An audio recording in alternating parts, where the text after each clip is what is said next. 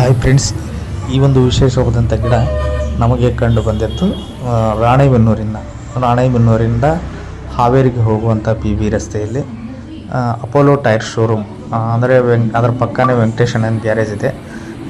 ಗೊತ್ತಿರೋರಿಗೆ ಗೊತ್ತಿರ್ಬೋದು. ಆ ವೆಂಕಟೇಶಣ್ಣನ garage opposite ಒಂದು ಚರ್ಚ್ ಬರುತ್ತೆ. ಚರ್ಚ್ ಪಕ್ಕನೇ ಟಿ ಸಿ ಪಕ್ಕನೇ ಈ ಒಂದು ಗಿಡ ಕಂಡು ಬಂದಿದ್ದು. ವಿಶೇಷ ಏನಂತಂದರೆ ಸುಮಾರು 10 ರಿಂದ 15 ಹೂಗಳನ್ನು ಈ ಒಂದು ಗಿಡ ಬಿಟ್ಟಿರುವಂಥದ್ದು. ಸಾಮಾನ್ಯವಾಗಿ ಒಂದು ಸೂರ್ಯಕಾಂತಿ ಗಿಡ ಒಂದೇ ಹೂವನ್ನು ಬಿಡುವಂಥದ್ದು ನಿಮಗೆ ಗೊತ್ತಿರುವಂಥದ್ದು. ಈ ಭೂಮಿ ಎಷ್ಟು ಫಲವತ್ತಾಗಿರ್ಬೋದು, ಹೊಲದಲ್ಲಿ ಸುಮಾರು ನಾವು ನೋಡಿರುವಂತೆ ಒಂದು ಗಿಡ ಒಂದೇ ಹೂವನ್ನು ಮಾತ್ರ ಬಿಡುತ್ತೆ ಅಂತ ಹೇಳಿ ಎಲ್ರಿಗೂ ಗೊತ್ತು. ಆದರೆ ಇಲ್ಲಿ ಸುಮಾರು ಒಂದೇ ಗಿಡ ಸುಮಾರು 10 ರಿಂದ 15 ಹೂಗಳನ್ನು ಬಿಟ್ಟಿರುವಂಥದ್ದು. ಅದೇ ಒಂದು ವಿಶೇಷ ಅನ್ನಿಸ್ತು. ಅದಕ್ಕೋಸ್ಕರ ಈ ಒಂದು ವಿಡಿಯೋನ ಮಾಡಬೇಕಾಗಿ ಬಂತು.